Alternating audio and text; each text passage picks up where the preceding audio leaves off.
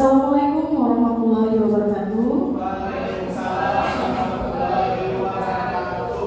Bapak Ibu guru hebat, terima kasih telah hadir di kegiatan diseminasi menyebarkan pemahaman dan penerapan pengalaman disiplin positif modul 1.4.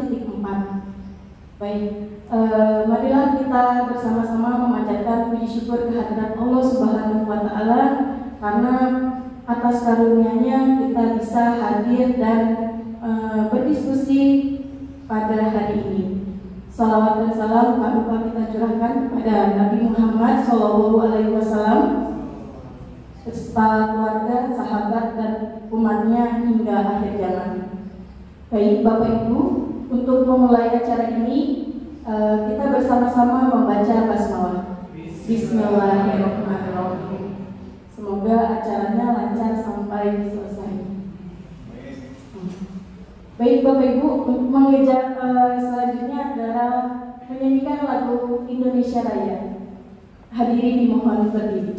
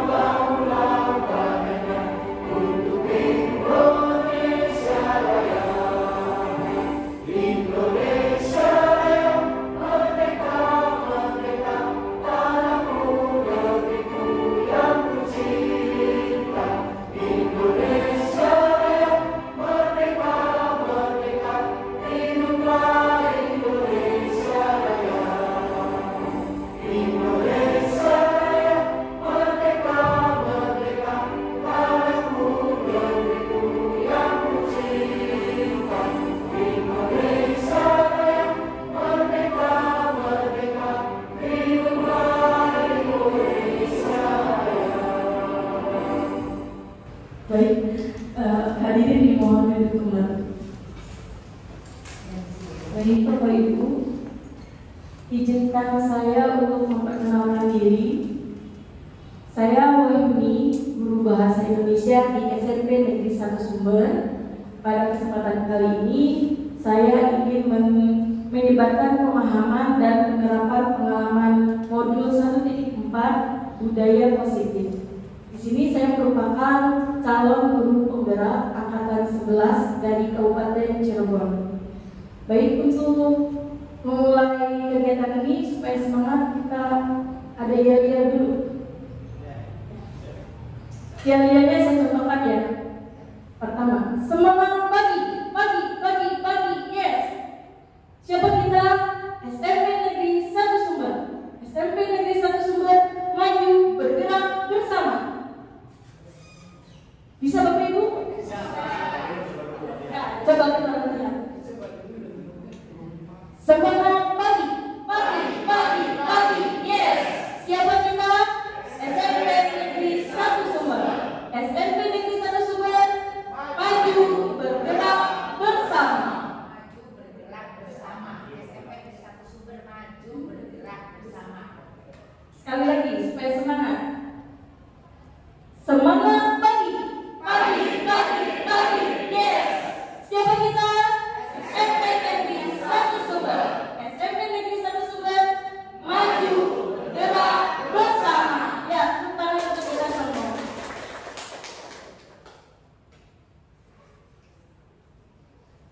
Baik Bapak Ibu, untuk hari ini di sini ada konsep inti budaya positif.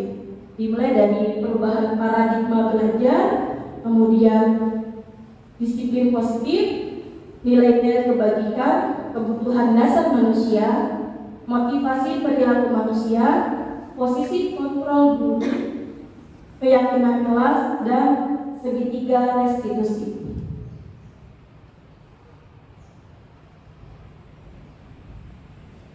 Baik Bapak Ibu, di sini pembelajaran dengan paradigma baru. Sebelumnya di pembelajaran ini kita mengenal istilah profil pelajar Pancasila. Profil pelajar Pancasila ini dikemukakan ketika kurikulum merdeka. Nah, di sini maksudnya gimana? Maksudnya adalah pembelajaran dengan paradigma baru merupakan pembelajaran yang dirancang berdasarkan prinsip pembelajaran berdiferensiasi, sehingga para peserta didik belajar sesuai dengan kebutuhannya berdasarkan tahap perkembangan untuk mewujudkan siswa yang berkarakter profil pelajar Pancasila. Di sini supaya kita memudahkan mengingat, saya punya lagu untuk profil pelajar Pancasila. Ada yang bisa? Pelajar Pancasila beriman dan bertakwa pada Tuhan Yang Esa, akan mulia berkebinekaan global, gotong royong mandiri, kreatif dan bernalar kritis. Lagi ya, biar seru. 1, 2, 3. Pelajar Pancasila beriman dan bertakwa pada Tuhan Yang Esa, dan berakhlak mulia, berkebinekaan global, gotong royong mandiri, kreatif dan bernalar kritis. Ya, terima kasih Bapak Ibu. Bapak Ibu, di sini kita bisa menyajikan lagu itu untuk di kelas supaya anak-anak pun hafal apa itu unsur dari dimensi profil pelajar Pancasila. Nah, di sini kita sekarang kita coba bermain peran. Di sini ada berapa orang? 10. Kita berkolaborasi, berpasangan, satu kelompok 2 orang. Ayo, sudah menentukan kelompoknya? Sudah. Ya. 1, 2, 1, 2, 1, 2, 1, 2, 1, 2. Untuk yang satu saya lambangkan sebagai orang A. A. Yang satu orang A. Yang kedua orang B. Di sini 2 orang tersebut mempunyai kontrol masing-masing atau tugasnya masing-masing. Saya jelaskan. Ketika yang A itu seolah-olah mempunyai berlian yang bagus sekali. Kemudian berlian itu disimpan dan digenggam di tangan nomor 1 yang A ini. Digenggam. Kita berimajinasi. Yang bagian nomor 1 silakan isi tangan Bapak Ibu dengan berlian yang sangat mahal. Berlian ini merupakan benda yang sangat berharga. Betul, sangat berharga. Jadi kita harus menggenggamnya dengan baik. Untuk tugas yang B itu orang yang kedua. Silakan B, gimana caranya untuk yang A ini bisa membuka kepala tangannya itu, membuka kepala tangannya. Bisa dengan cara merayu, bisa cara mengancam atau mengintimidasi ataupun yang lainnya. Saya kasih waktu 30 menit. Dimulai dari sekarang. 30 detik. Mulai dari sekarang saya beri waktu 30 detik. Dimulai dari sekarang. Boleh dirayu, boleh.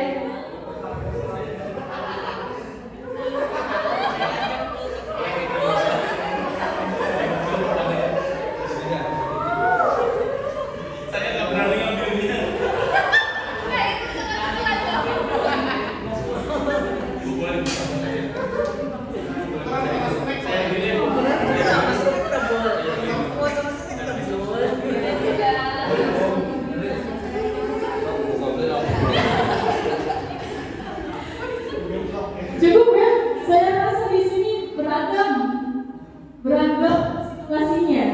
Coba tadi kelompoknya Pak Ogi, bagaimana cara meraihnya Ibu?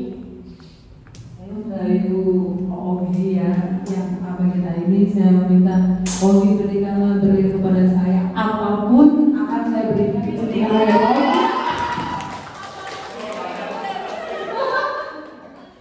Respon Pak Ogi bagaimana Ibu? Ogi hanya ketawa-ketawa saja, senyum saja. Keran dengan snack. Dan snack juga sih. Nah, saya juga membolehkan maaf ke Ogi, karena saya kasih snacknya apapun yang ditanya Pak Ogi. Hasilnya Pak Ogi membuka atau masih Yang bertahan? buka masih bertahan. Masih bertahan. Oke, baik Ibu, terima kasih ya. Nah, salah satunya ada yang mau ditukar dengan snack, mau nggak ya? Tapi Pak Ogi tetap hatinya tidak mau membuka kepala genggaman tangannya. Tapi ada yang juga. Coba Pak Haji Jamal dan Pak Lika, kelompok ini seru sekali. Saya tadi sudah mengutuk Pak Rayu, ya Bu. Cuman kelihatannya paling nggak ini kekeh, susah untuk membuka kepala tangannya. Makanya saya coba cari cara lain. Dengan cara tadinya mau saya banjur itu tangannya udah Mau dibantu, mau disiram ya? iya. Hasilnya respon palingnya bagaimana Pak Haji? Respon Liga paling nggak ya hampir mau dibuka ya. Hampir mau dibuka karena mau dibanjur. Oke, baik. Terima kasih. Terima kasih Pak Haji. Nah, Ya, dengan karaoke tadi ternyata Pak Ibu tetap tidak mau membuka ya.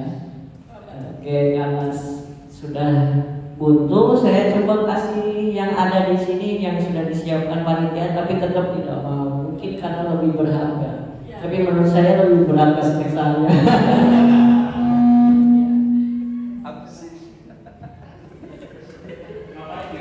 ya ini ada kegiatan apa? Acara sampai karaoke ya. Baik, satu kelompok terakhir.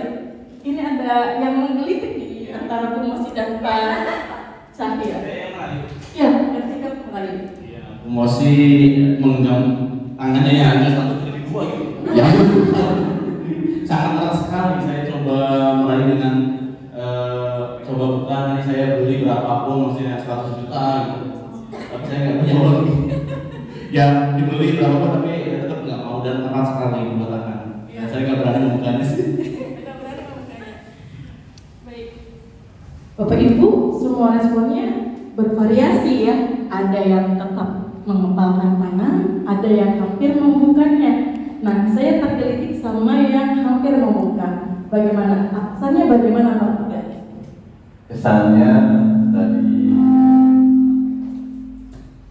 rayuannya hampir saya terbujuk rayu, cuman saya pikir lagi ini barang berharga buat saya, masa dikasihkan saya aja mendapatkan barang ini aja dengan susah payah gitu, kerja mati-matian sampai keringet dingin panas, hampir aja saya dirayu, hampir dikasihkan. Tapi pendirian saya tidak mau karena hasil itu sangat susah saya dapat. Begitu. Ya. Terima kasih Pak Lingga atas jawabannya.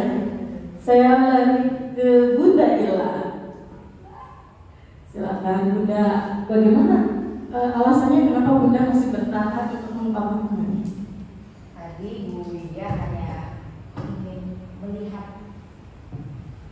Bu Widya membujuk, lihat dong, kayaknya bagus banget. Terus hanya pengen doang, nggak diminta. Boleh ya, aku perlihatkan, tapi jangan diminta loh, gitu. Terus saya ngebuka sedikit ke Bu Widya, memperlihatkan doang karena ini adalah barang yang berharga dan mungkin Ibu Widya nggak punya, jadi dia pengen lihat. Tapi saya nggak kasih kalau dia minta. Terus Bu Widya juga boleh cuma melihat aja, gitu. Baik, terima kasih Bapak Ibu, tepuk tangan untuk kita semua. Baik Bapak Ibu, ternyata responnya berbeda-beda ya. Ada yang tetap bertahan, mengangkat tangan, ada juga yang membuka, tapi untuk melihat saja ya.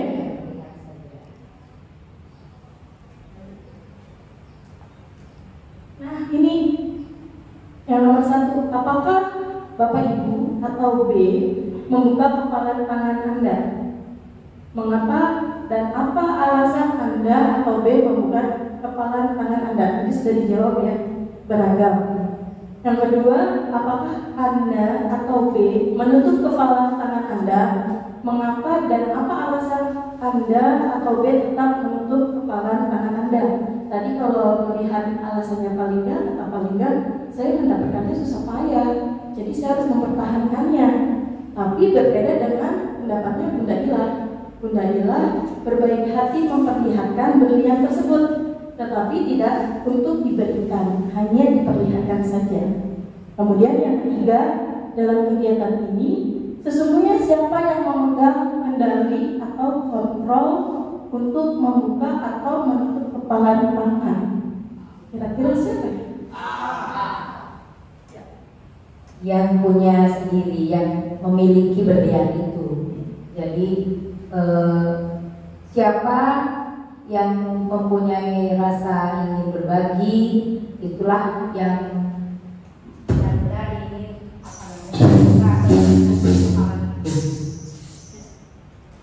jadi yang punya, yang memiliki, yang memilikinya. Baik, berarti tergantung pribadinya masing-masing ya. Jadi ada yang mau berbagi, ada juga yang tidak. Yang ketiga adalah dalam kegiatan ini sesungguhnya siapa yang memegang kendali atau kontrol untuk membuka atau menutup kepalan? Apakah si A atau si B? Silakan. Jadi yang punya kontrol penuh tetap si yang punya pemegang berlian atau si A, karena kesadaran sendirilah yang menentukannya untuk membuka atau tidaknya. Terima kasih Pak Andri. Berarti kembali lagi ke kesadaran diri sendiri.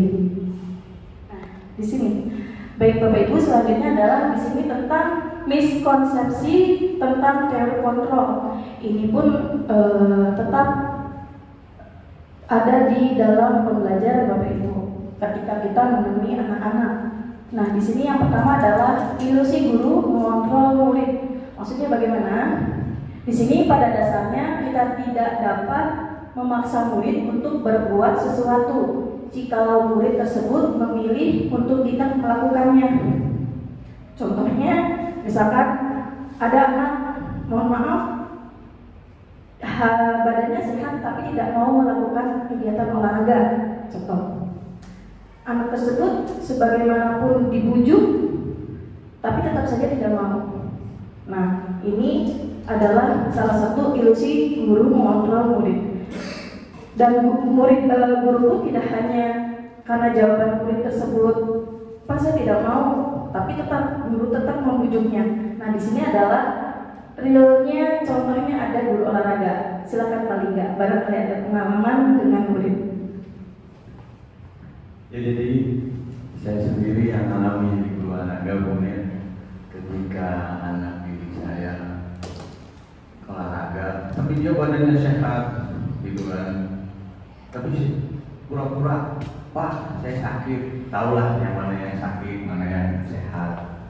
Cuman ya saya sebagai guru olahraga, karena melihat karakter si anaknya seperti itu, ya saya coba dites anak itu tuh, dan ternyata emang dia nggak sakit gitu. Jadi karena karakter malesnya itu dia nggak mau olahraga. Gitu. Berarti balik lagi ke karakternya Bapak Ibu ya. Terima kasih Pak Lingga. Berarti kembali lagi ke individunya. Nah, itu salah satu contoh. Kemudian yang kedua adalah ilusi bahwa semua penguatan positif, efektif dan bermanfaat. Di sini adalah penguatan positif atau bujukan adalah bentuk-bentuk kontrol. Yang tadi Pak Lingga coba adalah sudah merayu dan sebagainya. Yang ketiga adalah ilusi bahwa kritik dan membuat orang merasa bersalah mampu menguatkan karakter. Di sini biasanya pernah Bapak Ibu jumpai mungkin ketika kegiatan mengaji di pagi hari. Di situ kegiatan mengaji adalah kegiatan yang harus dilakukan setiap pagi sebelum belajar. Pernah menemukan murid pagi-pagi bukannya mengaji malah bermain game. Silakan Bunda Ila. Terima kasih. Ya, di sekolah kita ini kan ada yang namanya pembiasaan. Cerita pengalamannya ketika menemukan kasus siswa yang ketika jalan mengaji gak taunya bermain game. Nah, kemudian yang keempat adalah ilusi bahwa orang dewasa memiliki hak untuk memaksa. Kita kalau dipaksa enak ya, Bu, Bapak, Ibu, enak ya. Nah, di sini orang dewasa akan menyadari bahwa perilaku memaksa tidak akan efektif untuk jangka waktu panjang dan sebuah hubungan permusuhan akan terbentuk karena tidak ada kesadaran dari diri sendiri. Nah, kemudian di sini bagaimana seseorang bisa berubah dari paradigma stimulus respon kepada pendekatan teori kontrol Stephen R. Covey. Di sini beliau mengatakan bila kita ingin membuat kemajuan perlahan sedikit-sedikit, ubahlah sikap atau perilaku Anda. Namun bila kita ingin memperbaiki cara-cara utama, maka perlu mengubah kerangka acuan kita. Ubahlah bagaimana Anda melihat dunia, bagaimana Anda berpikir tentang manusia. Ubahlah paradigma Anda, skema pemahaman dan penjelasan aspek-aspek tertentu tentang realitas. Jadi di sini di poin terakhir kita tidak boleh memaksa itu.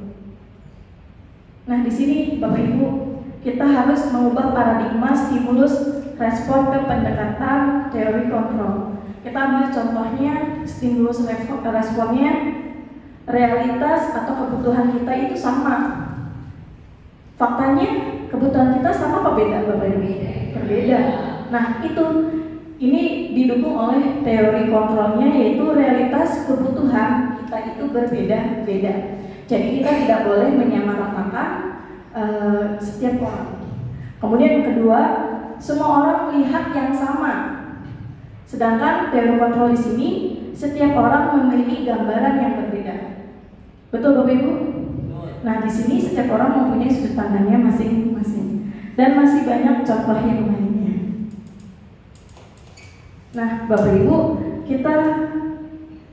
silakan kita scan barcode. Nanti saya kirim juga linknya. Kita akan masuk ke makna atau disiplin, Bapak Ibu. Kira-kira barcode-nya kebaca nggak ya?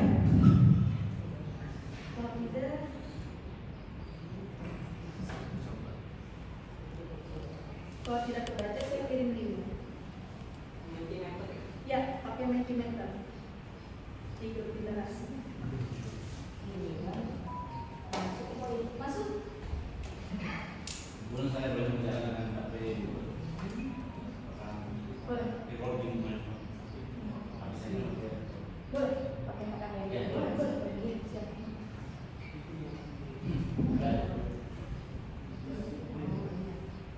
Sudah masuk? Sebentar.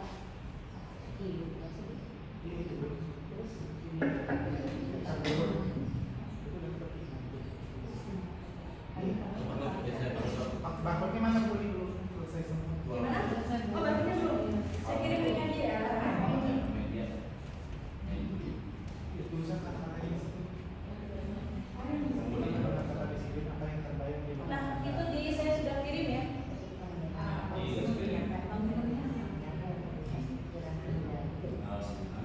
di sini.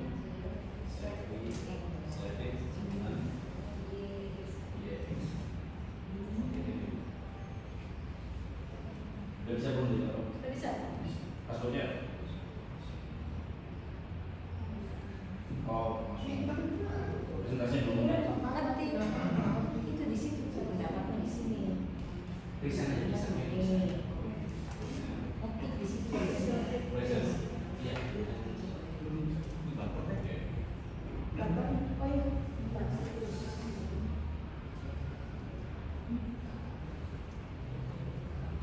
Sudah saya kirim di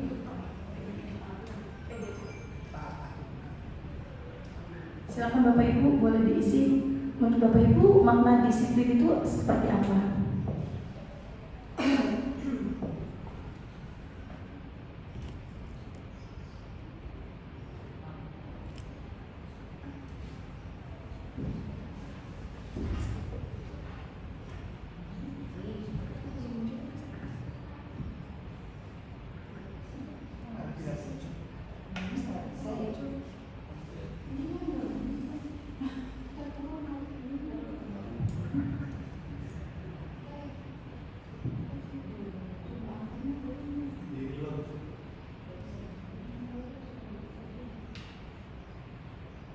Iya, berarti langsung aja ya. Cukup ya? Langsung. Iya. Submitnya? Iya, submitnya.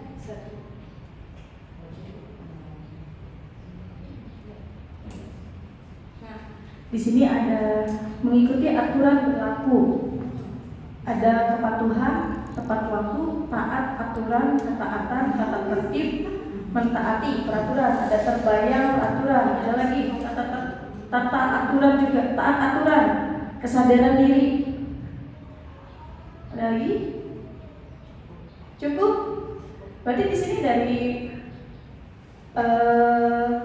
visioner di sini adalah ketika mendengar kata disiplin, apa yang terbayang di benak Bapak Ibu dan apa yang terlintas di pikiran Bapak Ibu. Ternyata yang paling menonjol adalah tata aturan. Taat aturan. Ya, taat aturan berarti di sini ada aturan. Nah, untuk menciptakan disiplin positif itu kita aturan dari yang tidak ada hukumannya. Coba kita lihat setelah.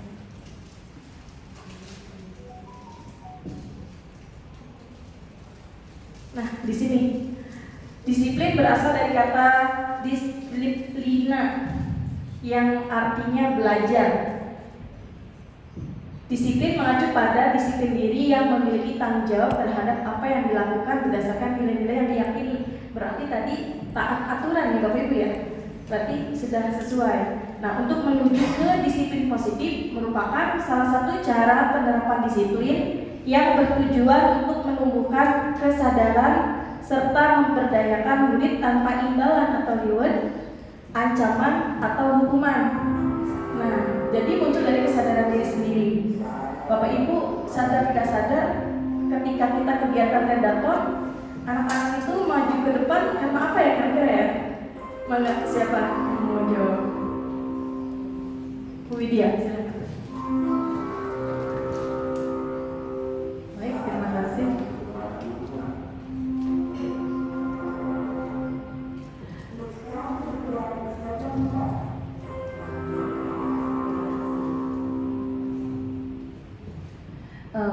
Pada saat kegiatan redaton, anak memberikan review apa yang dibaca itu karena kesadaran, ya. Pada saat setelah selesai membaca, anak maju ke depan untuk mereview apa yang mereka baca tadi. Ya, beda lagi ketika penampilan kelas. Ya, anak ke depan itu karena ada reward. Ya, untuk mendapatkan reward, anak itu maju ke depan dan menjawab pertanyaan. Seperti itu. Berarti di situ masih ada anak tersebut mengharapkan hadiah, bukan dari kesadaran diri sendiri. Ketika mereview sepi, minat yang maju gitu ya. Tapi ketika ada pertanyaan dari kelas, tampilan kelas itu anak-anak berebut. Kenapa bisa berebut itu? Karena ada hadiah di situ. Nah, Bapak Ibu, kalau bisa kita hilangkan budaya seperti itu. Karena disiplin positif itu murni dari kesadaran diri kita sendiri, gitu ya. Nah, sesuai dengan sudut pandang dari Bapak Pendidikan kita, Bapak Ki Hajar Dewantara, menyatakan bahwa di mana ada kemerdekaan, disitulah harus ada disiplin yang kuat. Sungguh pun disiplin itu bersifat self-disiplin, yaitu kita sendiri yang mewajibkan kita dengan sekeras-kerasnya.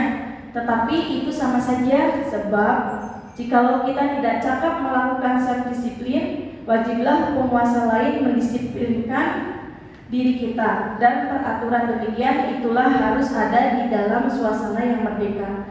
Nah, ini dikutip dari Ki Hajar Dewantara, Pemikiran Konsepsi Keteladanan Sikap Merdeka, cetakan kelima tahun 2013, halaman 470. Jadi sepakat Bapak Ibu untuk kedepannya dalam hal apapun, dalam hal kegiatan apapun, diusahakan kita jangan sampai ada reward atau hukuman. Berarti kita harus benar-benar murni dari kesadaran murid tersebut. Nah, di sini ada nilai-nilai kebajikan dari 6 institusi atau organisasi. Di sini yang pertama ada profil pelajar Pancasila, ada beriman, bertakwa kepada Tuhan Yang Maha Esa dan berakhlak mulia, mandiri, bernalar kritis, kebinekaan global, dan bergotong royong serta kreatif. Kemudian dari IBO Primary Years Program ada nilai toleransi, rasa hormat, integritas, mandiri, menghargai, antusias, empati, keingintahuan, kreativitas, kerjasama, percaya diri, dan komitmen. Nah, untuk yang lainnya itu sama saja, ada cinta Tuhan dan segenap ciptaannya. Kemudian dari keterampilan hidup dapat dipercaya, lurus hati, pendengar yang aktif. Kemudian yang the 7 essential virtues-nya, kita harus berempati, suara hati, kontrol diri, rasa hormat, kebaikan, toleransi, dan keadilan. Dan untuk proyek nilai-nilai kebajikannya sudah mencakup dari nilai-nilai semua yang disebutkan di atasnya. Nah, itu Bapak Ibu untuk mengontrol diri dari nilai-nilai. Nah, nilai-nilai kebajikan apa yang Bapak Ibu rasakan penting saat ini untuk ditanamkan pada murid-murid Bapak Ibu di kelas maupun di sekolah, dan mengapa? Hobi?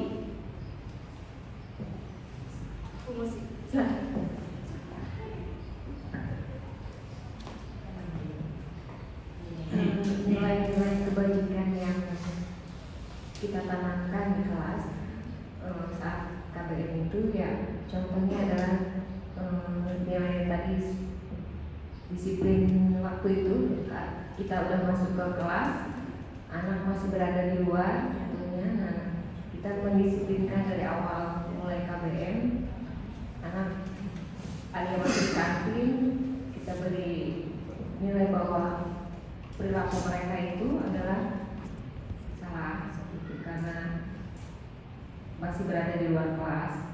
Terus kalau misalnya saat KBM, nilai kebajikannya adalah misalnya setelah mengerjakan tugas kelompok, kebajikan yang ditanamkan adalah anak sportif untuk maju, ya, kerjasama berkelompok, maju untuk presentasi, bertanggung jawab atas apa yang mereka lakukan bersama kelompoknya. Terima kasih Bu Mosi. Berarti di sini masih ada yang harus ditanamkan nilai-nilai pada murid ya Bapak Ibu ya. Berarti masih banyak murid yang ketika jam pelajaran jajan di kantin ya Bapak Ibu. Nah, semoga untuk kedepannya kita bisa minimalis yang seperti itu. Minimalisir. Nah, di sini ada motivasi perilaku manusia. Motivasi perilaku itu kalau dari dibedakan menjadi 3, ada dari motivasi ekstrinsik dan intrinsik. Kalau dari motivasi ekstrinsiknya untuk menghindari ketidaknyamanan atau hukuman. Kemudian yang kedua adalah untuk mendapatkan imbalan atau penghargaan dari orang lain, seperti yang tadi reward yang kegiatan redaton yang kayak gitu ya.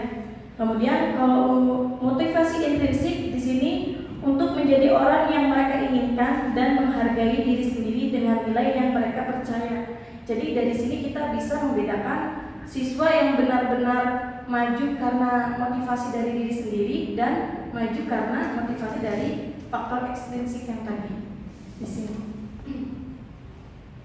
Nah, di sini saya bertanya, menurut Bapak Ibu dari ketiga jenis motivasi tadi, motivasi manakah yang saat ini paling banyak mendasari perilaku murid-murid Bapak Ibu di sekolah?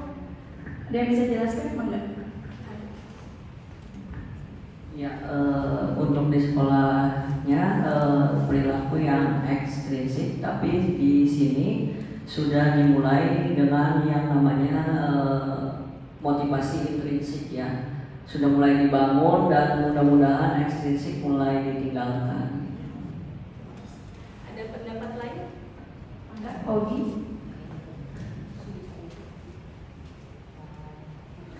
Memang untuk motivasi siswa kami masih di level ekstrinsik. Mereka masih harus diingatkan, mereka harus dibujuk, mereka harus diiming-imingi hadiah, atau ketika ada ancaman mereka baru takut atau baru mau melakukan begitu. Tapi tidak sedikit juga mereka yang sudah mulai punya inisiatif sendiri begitu. Hanya perlu ditingkatkan lagi siswa yang masih memiliki motivasi untuk hadiah atau takut dengan ancaman begitu. Baik. Terima kasih Pak Ugi. Nah, alhamdulillah ya untuk siswi di SMP Negeri 1 Sumber tidak semuanya dari faktor ekstrinsik, tapi sudah ada juga yang muncul dari intrinsiknya juga, maksudnya dari diri sendiri. Mungkin tugas kita sebagai guru bisa memotivasi lebih giat lagi dengan memberikan contoh-contoh yang baik. Nah, di sini kebutuhan dasar manusia.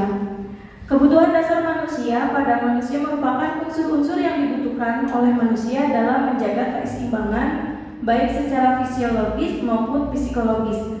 Hal ini tentunya bertujuan untuk mempertahankan kehidupan dan kesehatan. Nah, di sini ada 5 kebutuhan dasar manusia. Yang pertama bertahan hidup. Contohnya makan, pakaian, tempat tinggal, keamanan dan kesehatan. Kemudian kasih sayang dan rasa diterima. Rasa diterima, dipedulikan, berbagi, kerjasama, menjadi bagian dari kelompok. Nah, di sini untuk kasih sayang, saya miris ketika ada teman yang jatuh, teman-teman yang lainnya bukannya menolong, malah ketawa gitu. Nah, itu sangat miris sekali. Padahal di sini kita harus saling peduli. Untuk yang ketiga adalah penguasaan. Di sini ada harga diri, keinginan untuk dianggap, memimpin, berprestasi, diakui dan dikenal. Nah, itu Bapak Ibu. Kemudian yang keempat kebebasan, ada mandiri, memiliki pilihan, mencoba hal baru, mampu mengendalikan arah dirinya, dan yang terakhir adalah kesenangan, bermain, humor, antusiasme dan tertawa. Mungkin anak zaman sekarang antara kesenangan dengan penguasaan, gimana? Ya, kesenangan kebebasan. Bagaimana Bunda? Ya, kalau kita lihat itu anak-anak kepengennya happy aja, bermain terus. Makanya di dalam pembelajaran juga kadang-kadang kita berikan bentuknya seperti bermain, gitu, bermain pelan. Jadi sehingga sambil belajar sambil bermain, dan itu mereka suka. Ketimbang kita monoton menjelaskan atau menerangkan, atau yang bersifatnya tugas, nah gitu, tidak ada aktivitas dari siswa itu.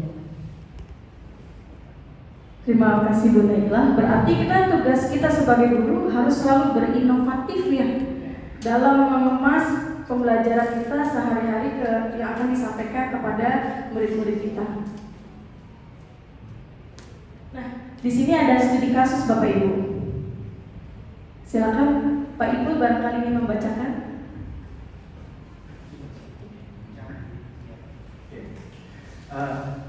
Ibu Ambar, guru wali kelas 2A di SD Pelita Hati, sedang bingung menghadapi ulah salah satu murid di kelasnya, Doni. Beberapa anak di kelas 2A telah datang padanya dan mengeluhkan Doni yang seringkali meminta bekal makan siang dengan paksa ya. Jika Anda menghadapi situasi seperti Ibu Ambar, apa yang akan Anda lakukan? Menurut Anda, kira-kira alasan Doni melakukan itu apa? Ada yang mau berpendapat? Silakan Bapak Ibu. Ada? Saya. Ya, silakan. Kalau menurut saya, Doni oleh Ibu Ambar dipanggil dulu, ya, kemudian ditanya alasan Doni melakukan hal tersebut tuh alasannya apa? Karena menurut apa tadi kebutuhan dasar manusia yang ada 5 tadi yang Ibu sampaikan, barangkali ada salah satunya, dan memang harus ada salah satunya, nggak mungkin nggak ada. Nah, ketika pertanyaan-pertanyaan yang disampaikan oleh Ibu Ambar tadi, terus jawaban Doni mengarah kepada hal-hal yang terkait bahwa Doni memang nggak punya apa namanya, nggak mampu lah ibaratnya gitu dari rumah, sehingga orang tuanya tidak bisa memberikan bekal pada Doni, ya berarti Doni sedang apa namanya, ingin memenuhi kebutuhan yang pertama tadi, kebutuhan bertahan hidup, dan begitu seterusnya. Makanya menurut saya Doni dipanggil saja dulu oleh Ibu Ambar, kemudian ditanya apa alasannya, sehingga nanti kita kelompokkan, kita tentukan ini si Doni ini lagi pengen memenuhi kebutuhannya seperti yang bagaimana gitu. Terima kasih. Terima kasih banyak. Bapak Ibu, berarti kalau kita menghadapi anak yang problem, jangan sekali-sekali langsung menjudgment, berarti ya. Berarti kita ngobrol dulu, bertanya alasannya apa, sampai-sampai kamu itu melakukan seperti itu gitu ya. Karena pada dasarnya manusia itu memiliki 5 dasar kebutuhan yang tadi kita sebutkan. Selanjutnya coba kita lihat.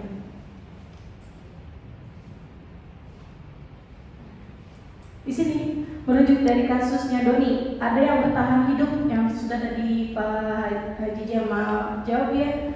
Di sini dalam kasus Doni tersebut, apabila jawaban Doni ketika ditanya oleh Ibu Ambar adalah karena lapar dan orang tuanya tidak membawakannya bekal makan siang, maka kebutuhan dasar yang berusaha dipenuhi Doni adalah kebutuhan untuk bertahan hidup. Ada juga dari sudut pandang kebutuhan dasar kasih sayang dan rasa diterima. Jadi ketika kita makan makanan itu, Doni itu hanya melihat respon temannya bagaimana. Kemudian ada penguasaan. Nah, yang di sini kasus penguasaan ini, Doni sedang berusaha memenuhi kebutuhan dasarnya, yaitu menuruti keinginannya. Nah, ini yang lumayan harus di problemnya gitu ya, dari segi penguasaan. Kemudian ada juga dari kebebasan. Di sini bahwa Doni itu merasa bosan dengan bekal makannya sehari-hari itu terus. Kalau sehari-hari dikasih bekalnya nasi kuning, apa yang dirasakan Doni? Bosan ya Bapak Ibu ya. Pas lihat yang di sampingnya makannya adalah nasi goreng, ada nuggetnya, ada sosisnya, ada baksonya, lengkap pokoknya. Aromanya saja sudah menggoda, sehingga Doni itu rasa saya sini mau. Jadi di situ ada nilai kebebasan.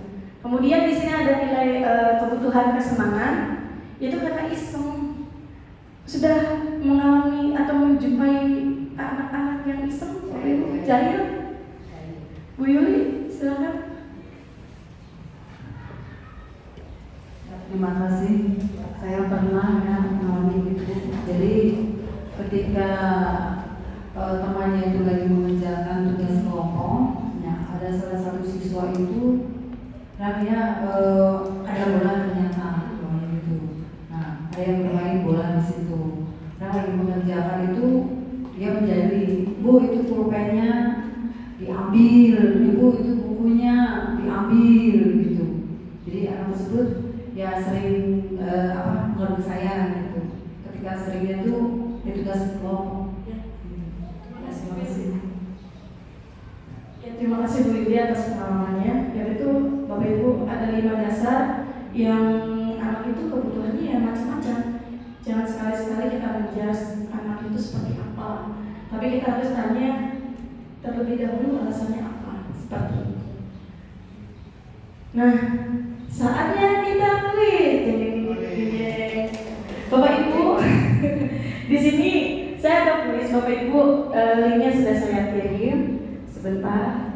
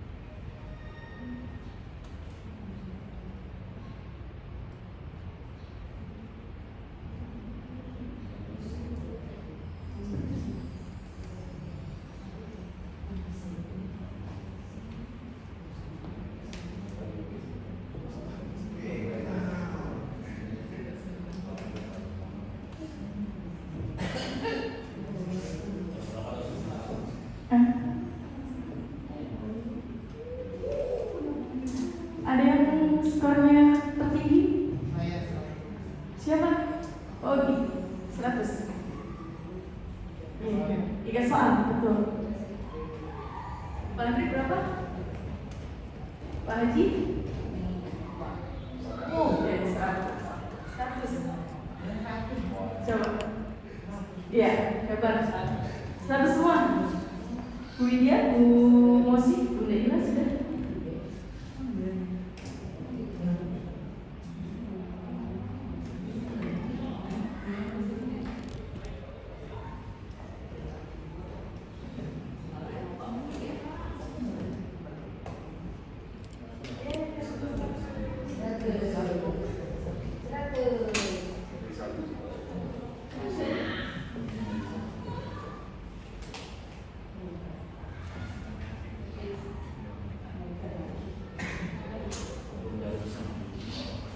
Baik Bapak Ibu, kita sudah menjawab secara individu ya, dapatnya 100 semua. Coba kita bahas secara bersama. Aku hebat kan, bisa bikin ibu guru kejar aku. Di sini apa ya Bapak Ibu? Penguasaan.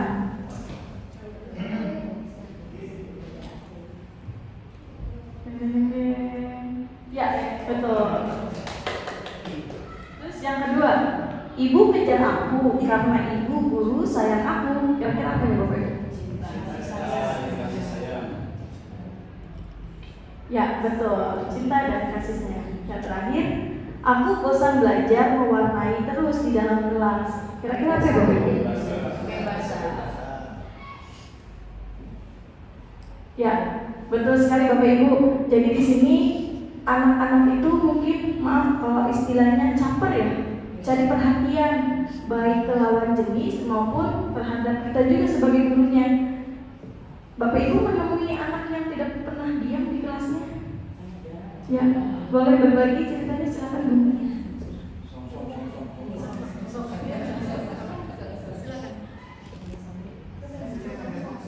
Yang mengajar siapa? Bu Mosi?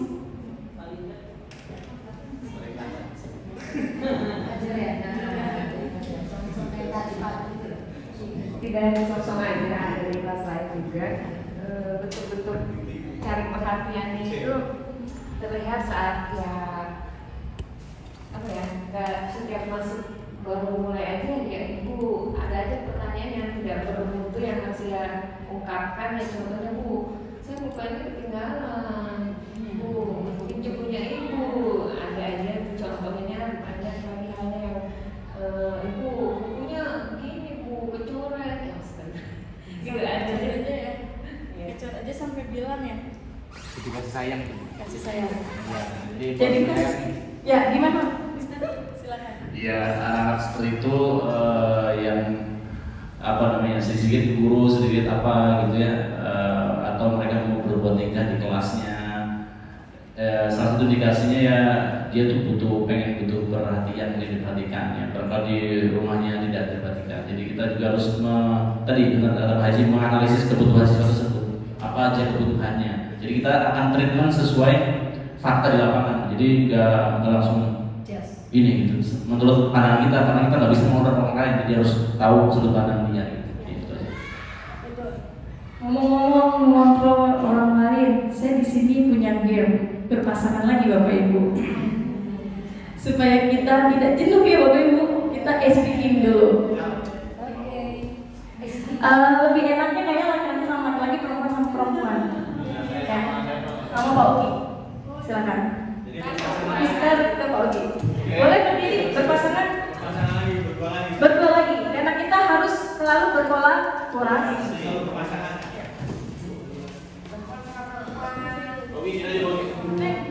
Dari depan aja dong. Biar kelihatan. Diamnya berdiri saja. Berdiri.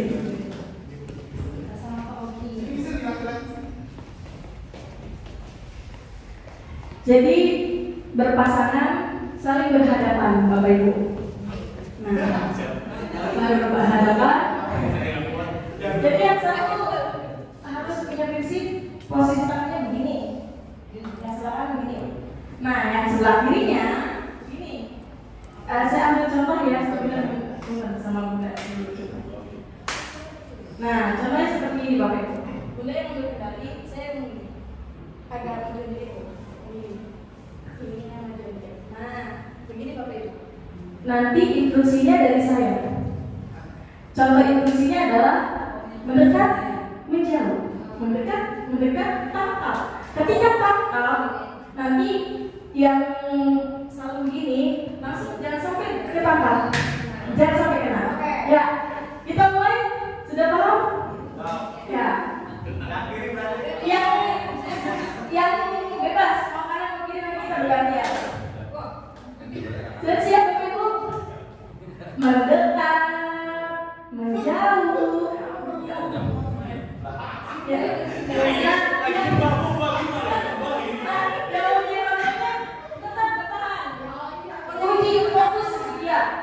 Uji fokus. Ya. Jadi jangan bergerak. Menjauh, mendekat, belum, menjauh, mendekat, menjauh,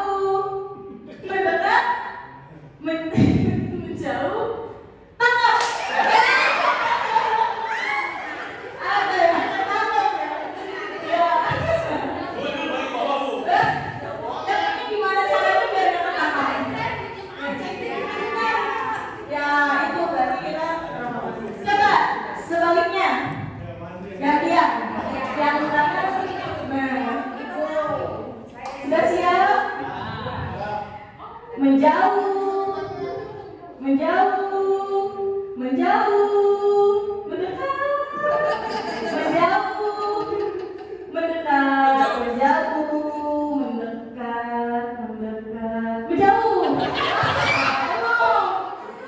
Ya, masih lanjut. Menjauh, mendekat, tangkap. Ya, tolong tangan kita semua, Ibu. Nah, di sini dari game tadi kita harus bisa mengontrol diri ya. Mengontrol diri itu salah satunya dari fokus kita, Bapak Ibu. Ya, kita bisa ketangkap karena faktor apa nih Bu Yuli? Terima kasih. Tadi mungkin kayaknya saya nggak fokus Bu nih. Iya. Ya, biasanya nggak fokus aja. Ada lagi tadi yang ketangkap? Ya, silakan Pak Andri. Kalah cepat ada Bu. Kalah cepat, betul ya. Ada kalah cepat, ada yang kurang fokus. Baik Bapak Ibu, kita lanjut. Di sini ada hukuman, penghargaan, dan konsep pendekatan restitusi. Nah, di sini ada 5 posisi kontrol guru. Ada penghukum, pembuat merasa bersalah, ada sebagai teman, pemantau, dan manajer. Di sini kira-kira Bapak Ibu posisinya ada di mana ya? Coba tanya pada hati nurani Bapak Ibu. Kira-kira ada di penghukum kah? Ada di pembuat merasa bersalah, atau sebagai teman, atau pemantau, atau manajer? Di sini sebagai penghukum kita belum tahu alasannya anak kenapa terlambat langsung tiba-tiba dihukum. Yang lebih enak itu kita sebagai teman, diajak ngobrol baik-baik, atau misalkan pembuat merasa bersalah. Jadi seolah-olah ibu itu sebagai korban atas ketidakdisiplinan murid tersebut. Kemudian ada pemantau dan manajer. Di sini sikap manajer yang seharusnya kita terapkan di lingkungan sekolah. Nah, kemudian segitiga restitusi. Di sini suatu proses dialog yang dijalankan oleh guru agar dapat menghasilkan murid yang mandiri dan bertanggung jawab. Di sini ada menstabilkan identitas, validasi tindakan yang salah, kemudian menanyakan keyakinan.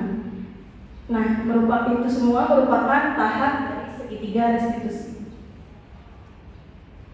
Di sini menstabilkan identitas berdasarkan prinsip membuat kesalahan adalah bagian dari proses pembelajaran. Di sini bisa berbuat salah itu wajar, contoh kalimatnya. Tidak ada manusia yang sempurna dan lain sebagainya. Kemudian di sini validasi tindakan yang salah.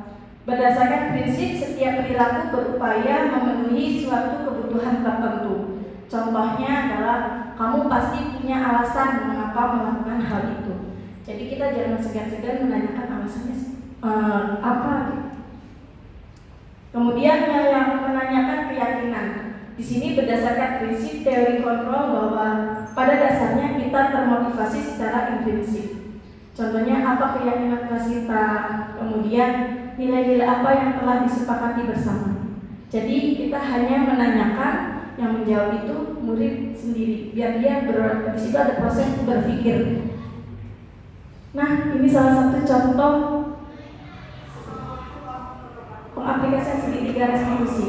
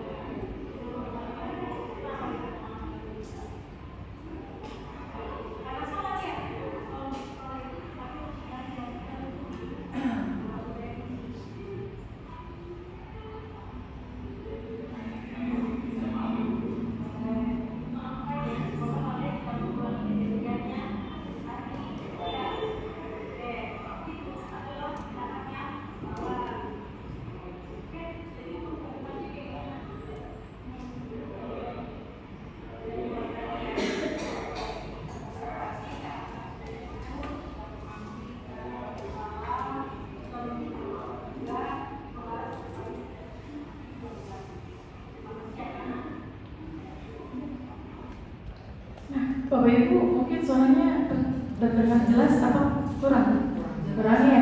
Jadi ceritanya ini real kejadian 2 minggu yang lalu, tepatnya hari Jumat. Ketika kegiatan sarapan bersama sudah selesai, di situ ada jeda untuk jumsi, Bapak Ibu.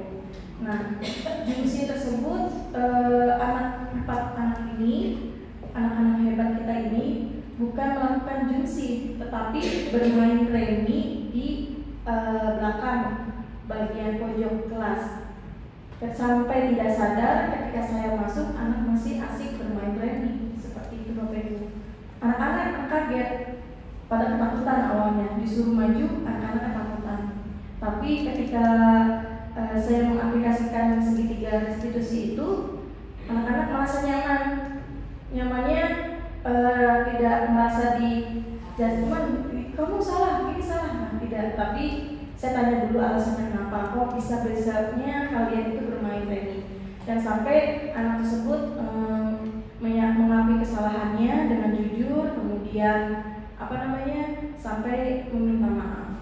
Nah, mungkin bisa diaplikasikan ketika kita menemui murid-murid yang hebat itu. Selanjutnya di sini adalah keyakinan kelas. Di sini saya bertanya kepada Bapak Ibu, kenapa keyakinan kelas bukan peraturan kelas? Silakan, Pak Linda. Terima kasih Bu Uni. Mengapa keyakinan kelas? Mengapa bukan peraturan kelas? Menurut saya, untuk keyakinan kelas itu di dua arah, Bu Uni. Di dua arahnya, jadi dua arahnya begini, Bu Uni. Kesepakatan dengan anak didik sama gurunya. Kalau peraturan menurut saya itu satu arah, hanya orang tertentu saja yang bikin aturan satu orang. Seperti itu menurut saya boleh. Terima kasih Pak Mingga. Tepuk tangan untuk Pak Mingga. Ya. Ya, silakan. Saya sepakat dengan apa yang disampaikan Pak Linda, hanya menambahkan barangkali keyakinan itu datangnya dari peraturan. Jadi artinya keyakinan itu dibentuk dari peraturan. Barangkali itu tambahannya. Saya sepakat tadi yang disampaikan Pak Linda bahwa keyakinan itu memang tidak satu arah. Artinya kalau keyakinan kelas berarti ada kesepakatan ya antara guru dengan murid. Berbeda kalau peraturan hanya satu arah. Kali-kali begitu Bu. Terima kasih. Terima kasih, tepuk tangan untuk Pak Haji. Nah, Bapak Ibu, berarti keyakinan itu lahir dari peraturan, tapi yang disepakati dua belah pihak ya, begitu ya.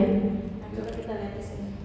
Pembentukan keyakinan kelas ini bersifatnya abstrak, kemudian berupa pernyataan universal, dibuat dalam pernyataan positif, sedikit saja agar mudah diingat, sesuai dengan kondisi kelas dan sekolah sehingga mudah diterapkan.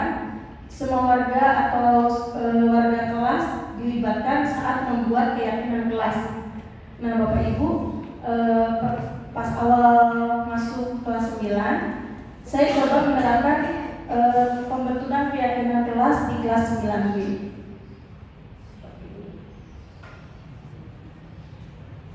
Assalamualaikum warahmatullahi wabarakatuh. Waalaikumsalam warahmatullahi wabarakatuh. Kalian sekarang sudah kelas 9, otomatis beda dengan kelas 8 ya. Nah, sekarang supaya kita nyaman di kelas 9B, kita membuat keyakinan kelas. Nah, keyakinan kelas ini apa?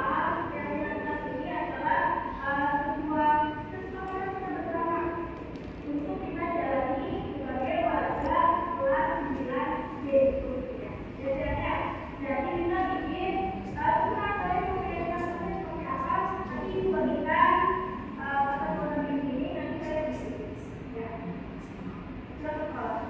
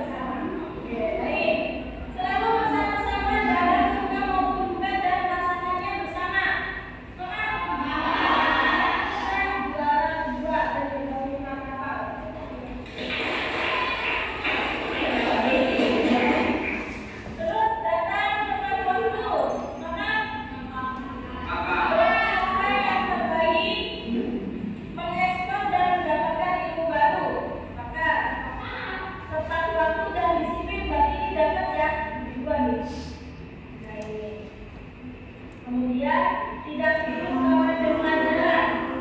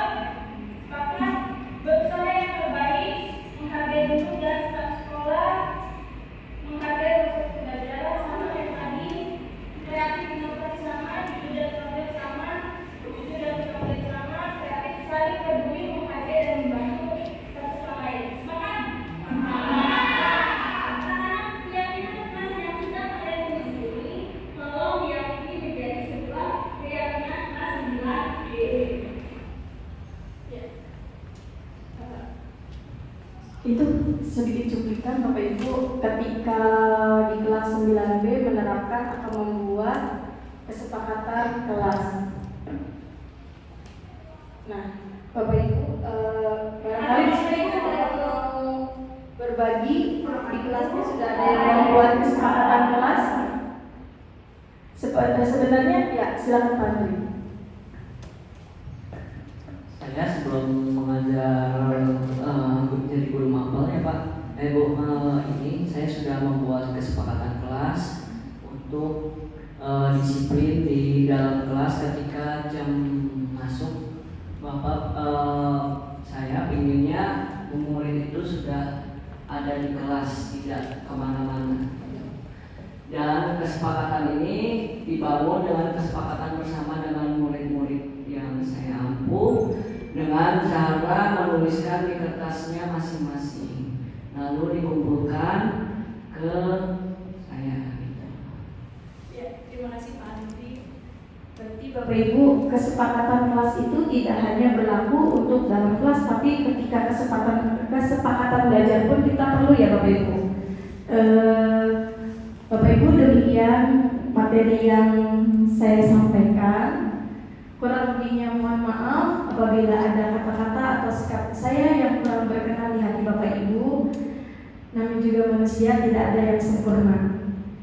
Terima kasih. Salam guru penggerak, tergerak, bergerak, menggerakkan. Wabillahi taufiq wal hidayah. Wassalamualaikum warahmatullahi wabarakatuh.